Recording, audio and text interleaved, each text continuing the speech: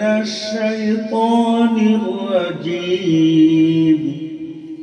بسم الله الرحمن الرحيم. ما آتاكم الرسول فخذوه وما نهاكم عنه فانتهوا. صدق الله العظيم.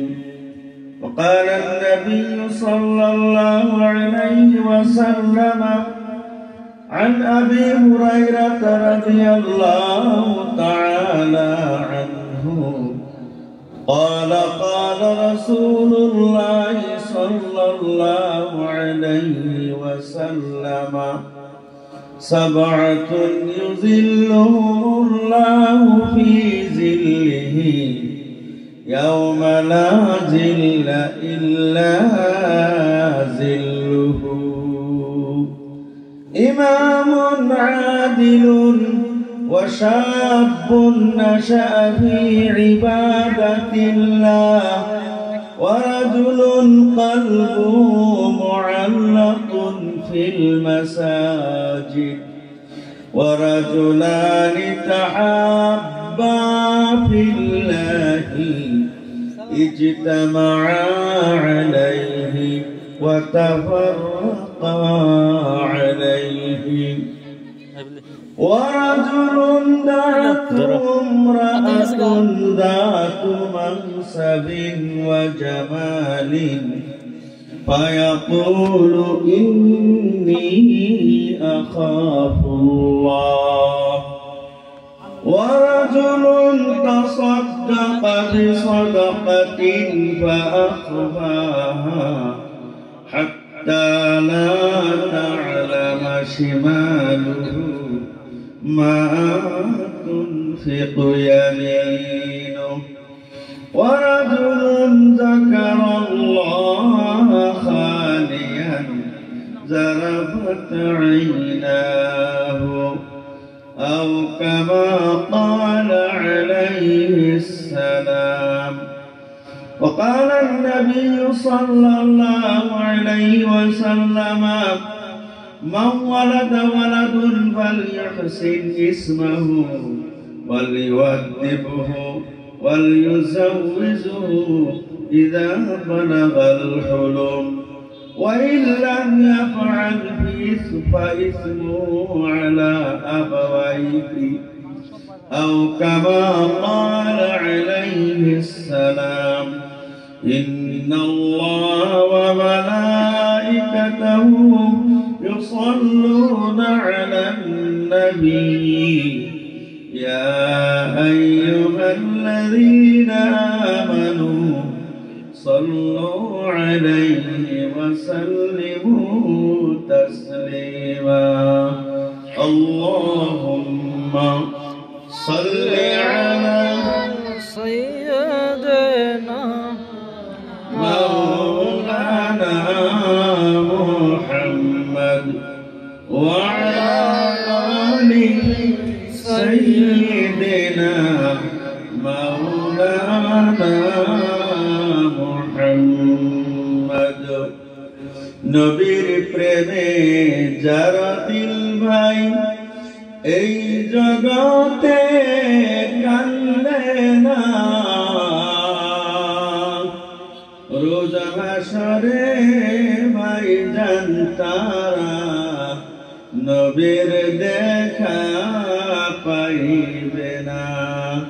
আল্লাহুম্মা সাল্লি আলা সাইয়্যিদিনা মাওলানা মুহাম্মদ ওয়া আলা আলি সাইয়্যিদিনা মাওলানা মুহাম্মদ।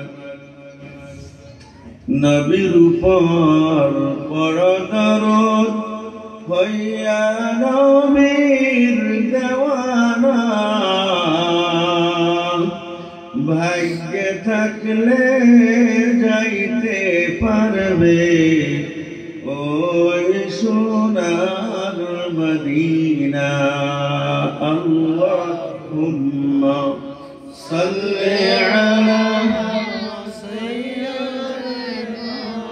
مولانا محمد وعلى آل سيدنا مولانا محمد بلغ العلا بكماله كشف الدجى بجماله حسنت جميع خصاله صلوا عليه وآله قولوا لا إله إلا الله زر لا إله إلا الله لا إله إلا الله زر لا إله إلا الله আমার মৌলা পাকের কি খেলা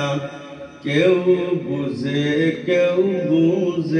না অগ্নি কুণ্ডে বসে গেলেন ইব্রাহিম খলিলুল্লাহ লা ইলাহা লা ইলাহা ইল্লাল্লাহ আমার মাওলা পাকের কি খেলা কেউ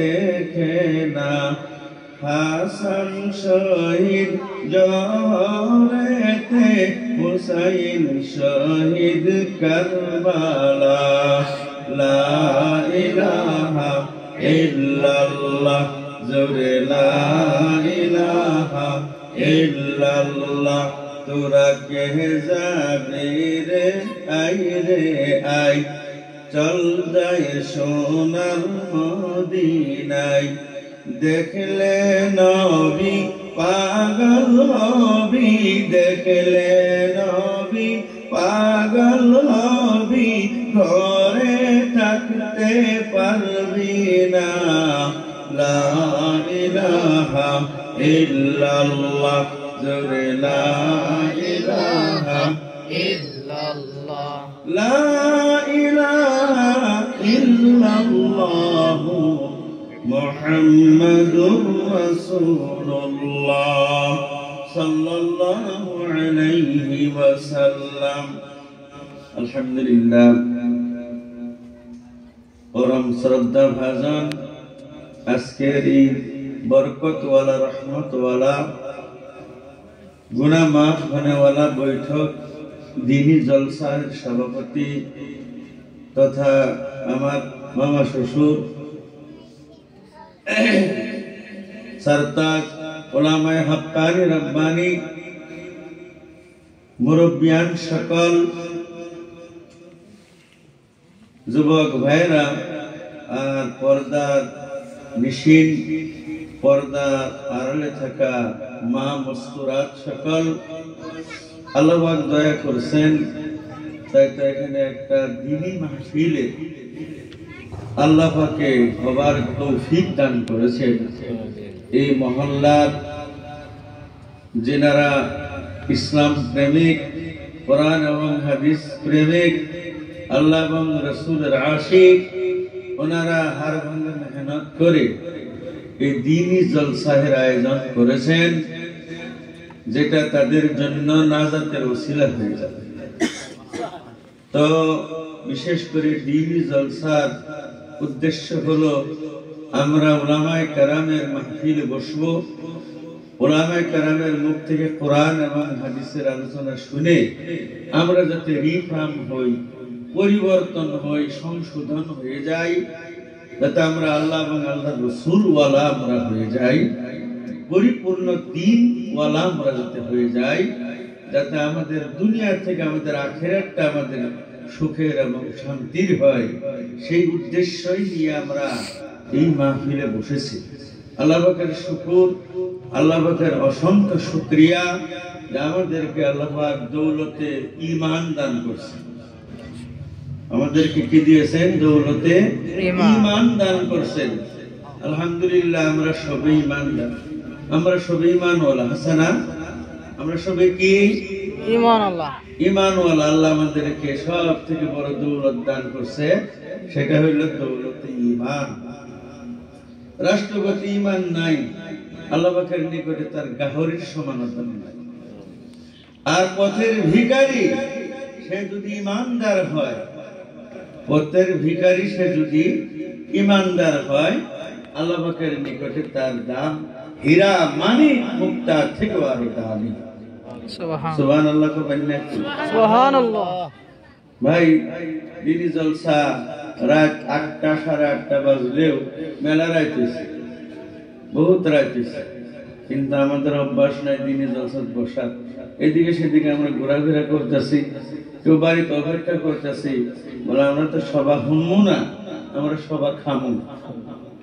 খাবার টাইম তো হয় নাই, খাবার টাইম তো হয় নাই। খাবার টাইম হইলে বইরে মানে কইতেছে বলে যে টাইমে কবর লাইন করতে বসে যাও, তখন আমার ডাক দিস, বুঝলেন নাই? তখন ওর বউ ওই দিন খুব কষ্ট করে সজাগ থাকলো, আর সময় মতো ডাক না দিবার ফলে তো ওর উপরে বিপদ, বুঝলেন? খুব কষ্ট করে সজাগ থাকবো। যখন জলসা শেষ দোয়া হয়ে যাব, লাইন পেতে বসে যান, যখন কবর তখন যায় না, উঠে না, ওই যে দিত আছে এখন বউ শুদ্ধেই আসে, বউরে থুয়ে আসে না, জেনে পোলা পান্ত নিয়ে বই লাস্ট টাইমে ছোট পুনায় আনবার চাইয়া বালিশ নিয়ে দেবো, ঘুমের বেতালে ভাবছে যে পুনাই নিয়ে যাবো, পুনাই হাতের মাথা তার পুনাই পায় নাই, বালিশ নিয়ে দেবো, বুঝলি? যারা সাথে বাস খেজুরে গেছে, বাইক যে শিখতে পড়ে গেছে, উঠে হেরে করে পুন্ডা করলাম, কোমরের মধ্যে হাত দিয়ে দেহ হো খালি আন্ডা ফ্যান দিয়ে গেছে, তখন কিন্তু ওরা সুযোগ থাকবে। এটার জলসা সারা রাত ওয়াজ করবাই, যেই সেই খিচুড়ি মার্কা জলসা আর রাত চুক্তি, খিচুড়ি খাই দেয় মুক্তি, ফজরের নামাজে পড়ন লাগবো, এটা কোন যুক্তি? সবাই শুনলাম, সারা সবাই শুনলাম, তারা কি আবার ফজর নামাজ, যারা না পড়ে পড়ে তো কোনো অসুবিধাই নাই, আর যারা পড়ে এরাও মানে শুকরিয়া আদায় করলো ফজর নামাজের দিন গায়েব করে। আমার ভাইয়েরা, এই মাহফিল দামি মাহফিল, আপনি বাড়ির বই থাকবেন না, খিচুড়ি তো আল্লাহ মিলাই খাবাইনি, আসেন কোরআনের কথা শুনেন, ওলামায়ে কেরামের চেহারার দিকে যদি হাদিসে পাকের মধ্যে আছে, ওলামায়ে কেরামের দিকে যদি আপনি সৎ নিয়তে ইখলাসের সহিত আপনি নজর করেন, তাও আল্লাহ পাক আপনার জীবনের গুনাহগুলি মাফ করে দিবেন, সগীরা গুনাহগুলি মাফ হয়ে যাবে। আল্লাহ রাসূল বলেন, যে ব্যক্তি হক্কানি আলিমকে দেখছে, সে যেমন আমি বিশ্বের নবীকে সে দেখেছি। যে হক্কানি আলিমের সঙ্গে যে সালাম মুসাফা করেছে, সে যেমন আমি বিশ্বের নবীর সঙ্গে সালাম মুসাফা করেছি। নবীকে যে দেখলো ঈমানের সহিত এবং সালাম মুসাফা করলো, আল্লাহ রাসূলের সঙ্গে সালাম মুসাফা করেছে, তার জন্য আল্লাহ পাক জাহান্নাম হারাম করে দিবেন। গতিকে এই বৈঠক দামি বৈঠক, আমাদেরকে আল্লাহ ঈমান দিয়েছে, কিন্তু ঈমানকে আমরা হেফাজত করা লাগবে। আর ঈমান আমরা পাইছি, কিন্তু ঈমানকে আমরা সংরক্ষণ করা লাগবে, ঈমানকে হেফাজত করা লাগবে, ঈমানের খোরাক দেওয়া লাগবে। ঈমানের কি দেওয়া লাগবে? খোরাক। ঈমানের খোরাক আছে, ঈমানের খোরাক যদি আমরা না দেই, তাহলে আমাদের ঈমান টিকবে না। একটা বস্তু যদি আমি পালি, একটা জন্তু যদি পালি, তার খোরাক যদি না দেই, তার নিত্য প্রয়োজনীয় মৌলিক প্রয়োজনীয় বস্তুগুলি তাকে যদি আমি যোগান না ধরি, সেই জন্তুটা বাঁচবে না, সেই জন্তুটা টিকবে না। টিকবো কি? টিকবো না। তদ্রুপ আল্লাহ পাক যে আমাদেরকে দামি ঈমান দিলেন, ঈমানকে ঈমানের খোরাক যোগান ধরতে হবে। সেই ঈমানের খোরাক কি? আল্লাহ পাক কোরআনে কারীমের মধ্যে বলছেন, রাসূল পাক সাল্লাল্লাহু আলাইহি সাল্লাম হাদিসে পাকের মধ্যে আল্লাহ রাসূল বর্ণনা করে দিয়েছেন, বলে এইভাবে যদি তুমি ঈমানের খোরাক যোগান ধরো, তাহলে তোমার ঈমান টিকবে, ঈমান নিয়ে তুমি কবরে যেতে পারবে, আর ঈমান নিয়ে যদি তুমি কবরে যেতে পারো তাহলে তোমার পরকালটা চিরদিনের সুখের হয়ে যাবে। আর যদি ঈমানের খোরাক যোগান ধরো নাই, ঈমানের খোরাক যোগান ধরো নাই, অবহেলা করছো, দুনিয়ার নিয়ামত পেয়ে ভুলে যায়, তুমি ঈমানের হেফাজত করো নাই, মওতের সময় তুমি বেঈমান হয়ে কবরে যেতে হবে। আর যে ব্যক্তি বেঈমান হয়ে কবরে গেল তার কপাল নষ্ট হয়ে গেল, কপাল খারাপ হয়ে গেল, তার দুনিয়াও বরবাদ হয়ে গেল, পরকালটাও তার শেষ হয়ে গেল, পরকালটাও তার তাবাহ হয়ে গেল, বরবাদ হয়ে গেল। ওদিকে আমার ভাইয়েরা, এই জন্য আল্লাহ রাব্বুল আলামিন বলছেন তুমি ঈমান হেফাজত করতে পারবা, ইসলাম হেফাজত করতে পারবা যদি আল্লাহ পাকের আদেশগুলির প্রতি তোমরা আমল করো।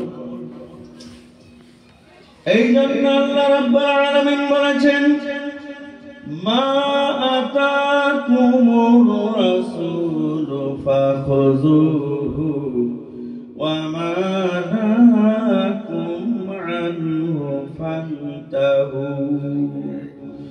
আল্লাহ রাব্বুল আলামিন বলেছেন তোমার নবী হুকুমমূলক যেগুলি কথা তোমাদের নিকটে আনছেন সেগুলিকে তোমরা ধরো, সেগুলিকে মজবুত ভাবে ধরো, অর্থাৎ তার উপরে তোমরা আমল করো। আর তোমাদের নবী যেগুলি কাজ, যেগুলি হুকুম নিষেধমূলক তোমাদের নিকটে আনছেন সেগুলি কাজ থেকে তোমরা বিরত থাকো, বেঁচে থাকো, তাহলে তো তোমরা ঈমানকে হেফাজত করতে পারবে, তাহলে তো ঈমানদার হয়ে কবরে যেতে পারবে, দুনিয়াটাও তোমার শান্তির হবে, আর পরকালটাও আল্লাহ তোমার চিরদিনের শান্তি বানায় দিবে। তাহলে আল্লাহকে কোরআনের আদেশ মতে আমাদের দ্বীনের কাজ, ধর্মের কাজ দুই ধরনের কাজ। এক ধরনের কাজ হলো করণীয়, আরেক ধরনের কাজ হলো বর্জনীয়। এক ধরনের কাজ আমাদের করা লাগবে, আরেক ধরনের কাজ আমাদের ছাড়া লাগবে। করার কামগুলি করতে হবে, ছাড়ার কামগুলি আমাদের ছাড়তে হবে। কিন্তু আমরা যে পজিশনে আছি, যে পরিবেশে আছি, আমরা তো তার আল্লাহ পাকের হুকুমের বিপরীত আছি। করা কামগুলি আমরা ছেড়ে দিছি, আর সারা কামগুলি আমরা করা শুরু করছি, আছে না? আল্লাহ রাব্বুল আলামিন কোরআনে কারীমের মধ্যে বলছেন ঈমানের পরে তোমাদের সর্বপ্রথম গুরুত্বপূর্ণ হুকুম হলো নামাজ। গুরুত্বপূর্ণ হুকুম কি? নামাজ। এই নামাজের কথা আল্লাহ পাক কোরআনের মধ্যে একবার দুইবার বলেন নাই, 82-83 জায়গার মধ্যে আল্লাহ নামাজের হুকুম করেছেন, নামাজের আদেশ করেছেন। কোরআনে পাকের শুরুতেই, সূরা বাকারার শুরুতেই আল্লাহ রাব্বুল আলামিন বলেছেন আল্লাযীনা ইউমিনুনা বিল গায়বি ওয়া ইউকিমুনাস সালাতা ওয়া মিম্মা রাযাকনাহুম ইউনফিকুন। আল্লাহ রাব্বুল আলামিন বলেছেন যাহারা গায়বী বস্তুর উপর ঈমান আনছে, যাহারা গায়বী বস্তুর উপর বিশ্বাস করেছে এবং গায়বী বস্তুর প্রতি বিশ্বাস করার পরে দিয়ে যারা নামাজ কায়েম করেছে, প্রথমে আল্লাহ পাক বলছেন গায়বী বস্তুর প্রতি ঈমান আনো। গায়বী মানে না দেখা বস্তু। কতগুলি বস্তু যেগুলির উপরে আমরা দেখি নাই, কিন্তু না দেখেও তার প্রতি ঈমান আনার হুকুম করা হয়েছে। কি করা হয়েছে?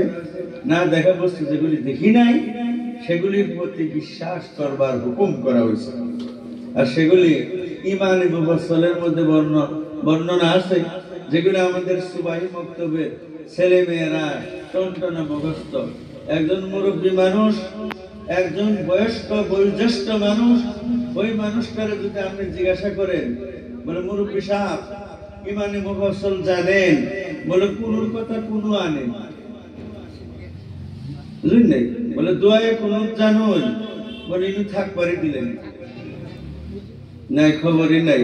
বয়স্ক অনেক মানুষ আছে হজ 3 বার করছে, টাকা আছে 3 বার করে হজ করে আছে হাজী সাহেব, কিন্তু দোয়ায়ে কুনুত নাই, পহেলা কলেমাটা নাই, আত্তাহিয়াতু নাই, দরুদ শরীফ নাই, দোয়ায়ে মাসুরা নাই, দোয়ায়ে কুনুত নাই, আলহামদু সূরার ভিতরে 100টা ভুল, খবর নাই। কিন্তু নামধারী মুসলমান, ও নামে নামে মুসলমান, কিন্তু কামে মুসলমান নাই। আপনার এই জন্য সুবাহি বক্তব্যের দরকার, যেখানে ছোট্ট থেকে আপনার বাচ্চাটা, আপনার ছেলেটা, আপনার মেয়েটা ইসলামিক বুনিয়াদী শিক্ষাটা পরিপূর্ণ সে শিখবে। ওই সন্তান আল্লাহ পাক আপনাকে আমাকে দান করেছেন, সন্তানগুলি আপনার আমার জন্য আল্লাহর তরফ থেকে মহান নিয়ামত। যার ছেলে সন্তান নাই তারে জিজ্ঞাসা করে দেখেন সন্তানের কত মূল্য, সন্তানের কত দাম। সারা জীবন সে আশা করছে আল্লাহ যদি একটা ছেলে বা একটা মেয়ে তুমি দান করতা, আল্লাহ অন্তরটা আমার খুশি হয়ে যেত, কলিজাটা আমার ঠান্ডা হয়ে যেত। সারা জীবন কত চেষ্টা করছে ডাক্তার কবিরাজ, হ্যাঁ ডাক্তার কবিরাজ মানা মানসিক, কত আলিম ওলামার কাছে দোয়া চাইছে, লাস্টে পীর সাহেবের কাছে দোয়া চাইছে, অবশেষে পীরের মাজারও যায় সিজদা দিছে, নাউজুবিল্লাহ মিন যালিক। পীরের মাজারে সিজদা করছে, সিজদা করে বলছে বাবা মেরে পেট মে বাচ্চা লাগা দে। আমি নিজে দেখছি নিজামুদ্দিন আউলিয়া রহমতুল্লাহ আলাই, ওনার মাজারে আমি গেছি, যাওয়ার পরে সেখানের যারা খাদিম এরা তো এদের ধান্দা হইলো কামাই করা, আমার কয় চপ্পল খুলো, চাদর ले लो, फूल ले लो, फूल चढ़ा दो, चादर चढ़ा दो।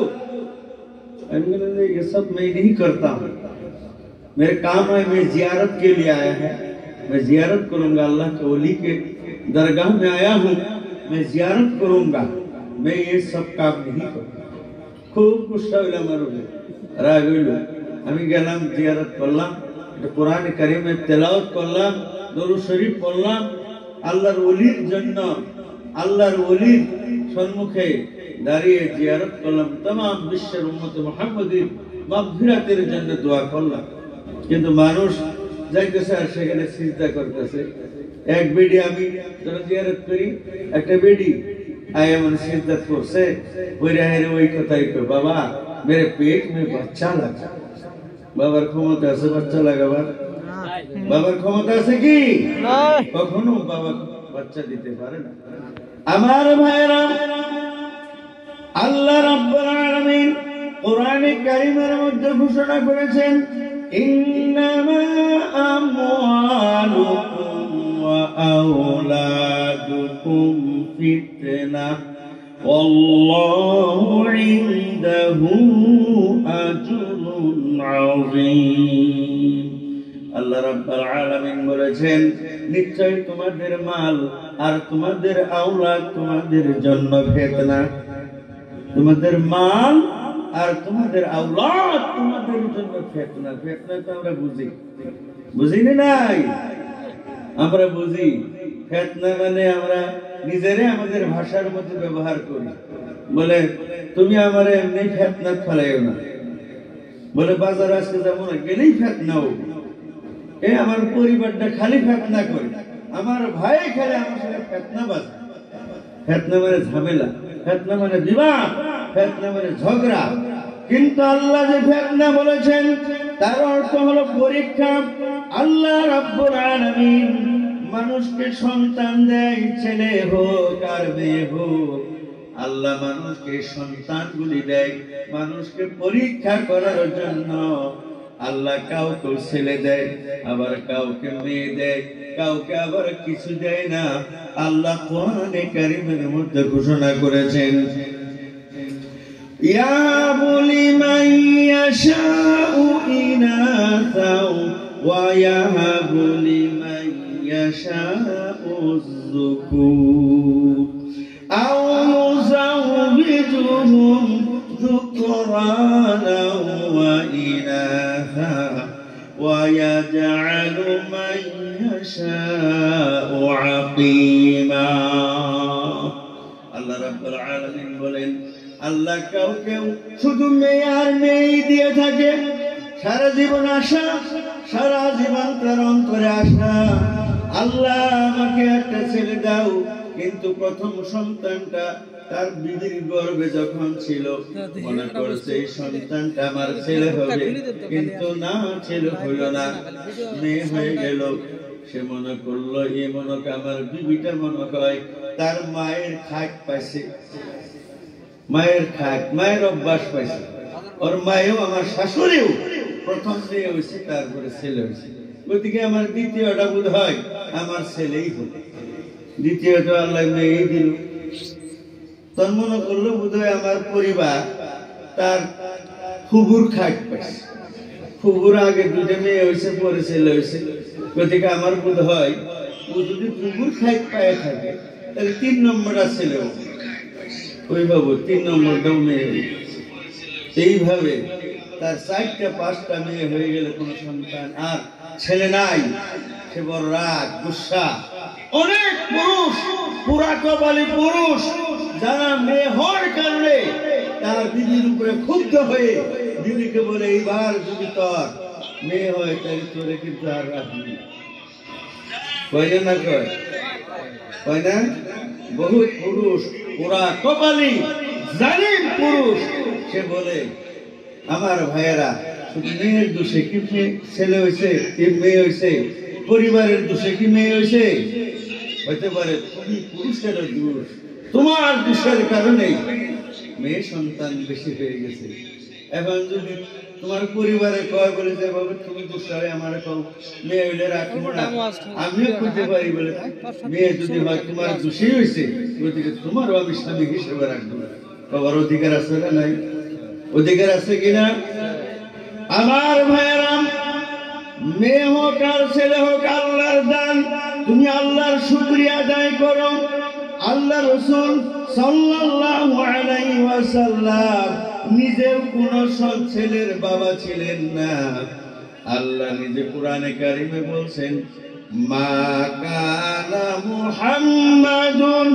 আবা আহাদিন মির রিজালিকুম ওয়ালাকিন রাসূলুল্লাহি ওয়া খাতামান নাবিয়্যিন আল্লাহ রাব্বুল আলামিন বলেছেন মুহাম্মদ সাল্লাল্লাহু আলাইহি সাল্লাম তোমাদের মধ্য থেকে কোন পুরুষের পিতৃ নন কোন পুরুষের বাবা নন বরং উনি আখিরি নবী উনি খাতিমুন উনি আল্লাহর রাসূল এবং উনি খাতিমুন নবিয়্যিন ওনার পরে আর কোন নবী আসবে না স্বয়ং আল্লাহ রাসূল কোন ছেলের বাবা ছিলেন না আল্লাহ রাসূল মেয়েদের বাবা ছিলেন আল্লাহ রাসূল সাল্লাল্লাহু আলাইহি সাল্লাম বলেছেন যে ঘরের মধ্যে একটা মেয়ে সন্তান জন্ম হলো আল্লাহ রাব্বুল আলামিন ওই মেয়ে সন্তানের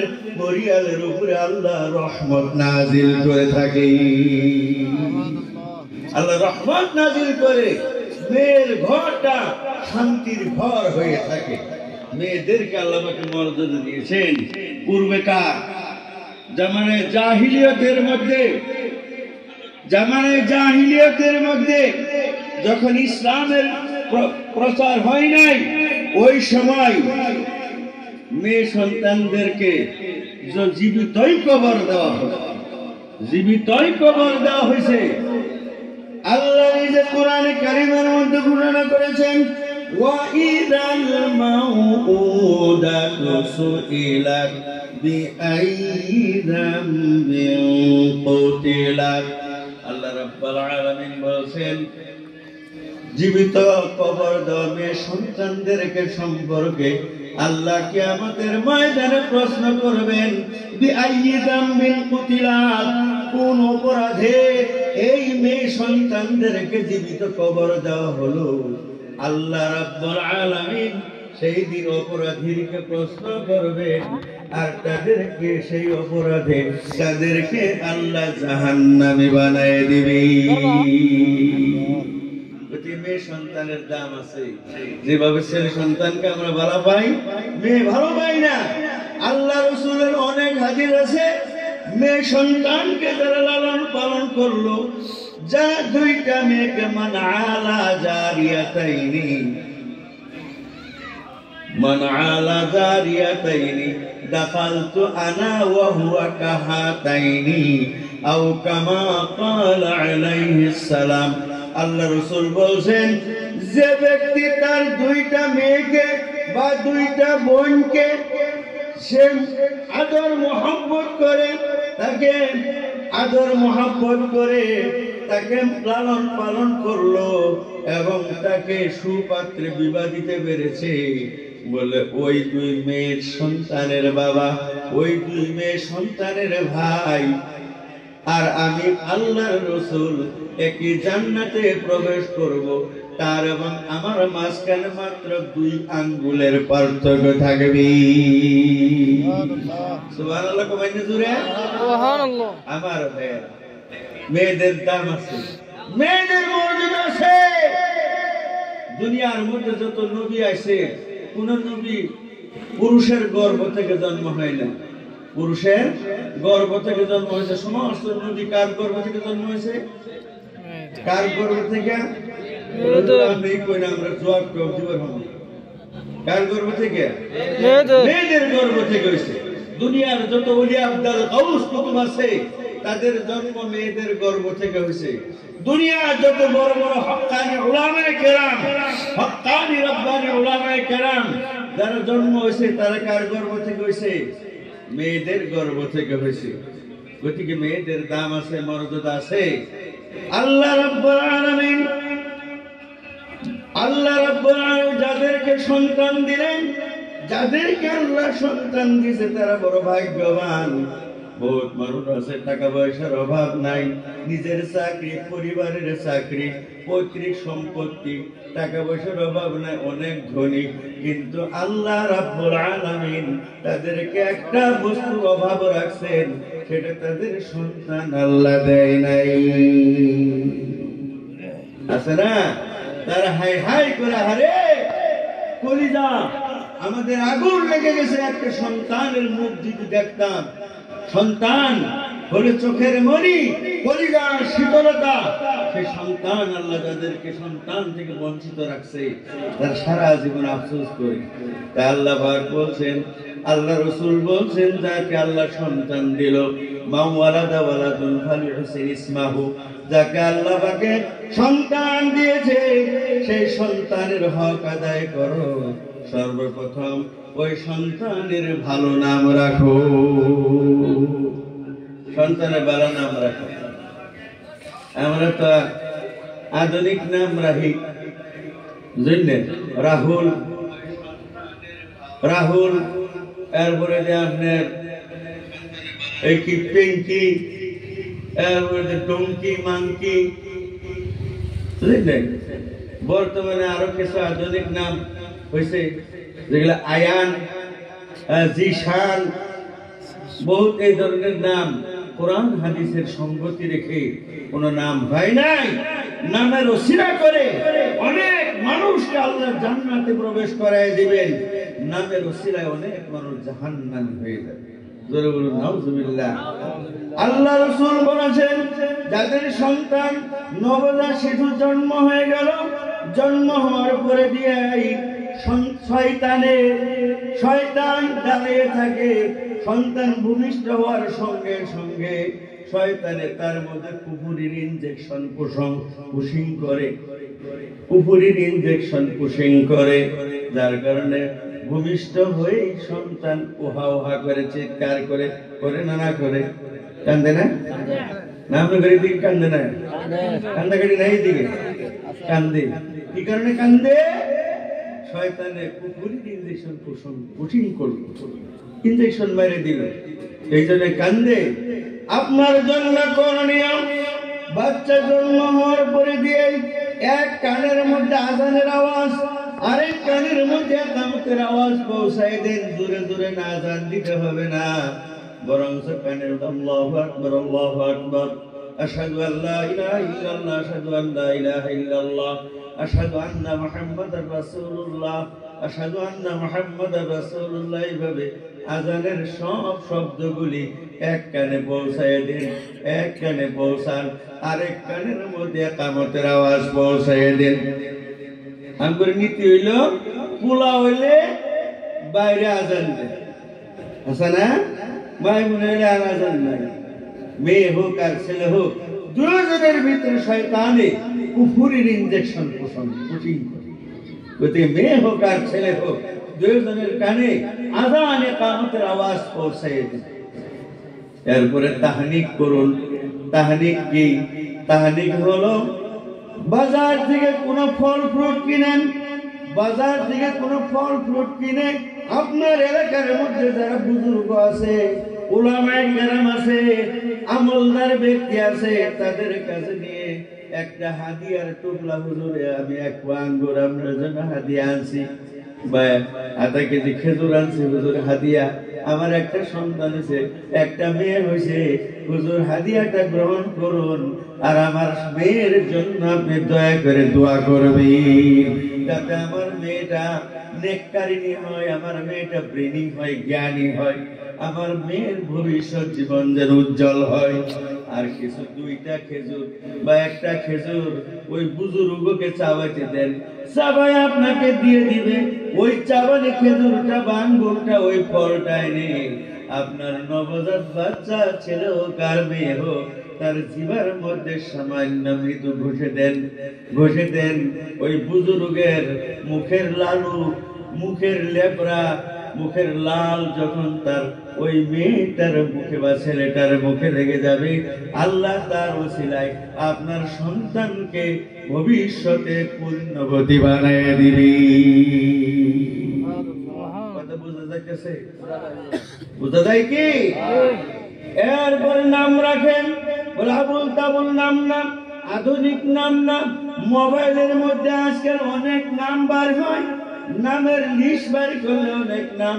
বলে না, উলামায়ে কেরামের মুখ থেকে কোরআন এবং হাদিস মতে তার নাম রেখে দেন। আগের দিনে তো মানুষের নাম পায় নাই, বাস নাম জিনিস ইচ্ছা ওই নাম রাখছে। মোল্লা ঠিক করবার জন্য নাম তুঝে বেড়াভাঙ্গা, নাম তুঝে পোষা, নাম তুঝে গান্ডা, নাম তুঝে ভাঙ্গা, নাম তুঝে বাসি, নাম তুঝে পাগারু। আসলে পাগারু নাম মানা আছে না? পাগারু নাম তুঝে, বুঝলেন নাই? এই সমস্ত কোনো অর্থপূর্ণ নাম না, বুঝলেন নাই? মৌলানা সাহেব আইসে বস্তি কালেকশন করবার আইসে, দুপুর টাইম এসে একজনে হুজুর দুপুর মনে ভাত খান নাই? বলে না, ভাত তো খাইনি। বলে আমার এখানে দাওয়াত নেই। দাওয়াত দিতে নিয়ে গেছে, নেওয়ার পরে পাগারু পানি আন, বলে বাসি ভাত আন, এই গান্দা সালুন আন, বুঝলেন, ভাঙ্গা চাড়ি আন। বেচারা তোর সামনেই কইতেছে, কই আমার কি কারণে ডেকে আনলে? এই বাসি ভাত আর গান্দা সালুন আর পাগারের পানি আর ভাঙ্গা শাড়ি, এই সমস্ত খাওয়ার থেকে আমি বাসি থাকতাম, এমনি কেন আপনি আমার দাওয়াত দিলেন?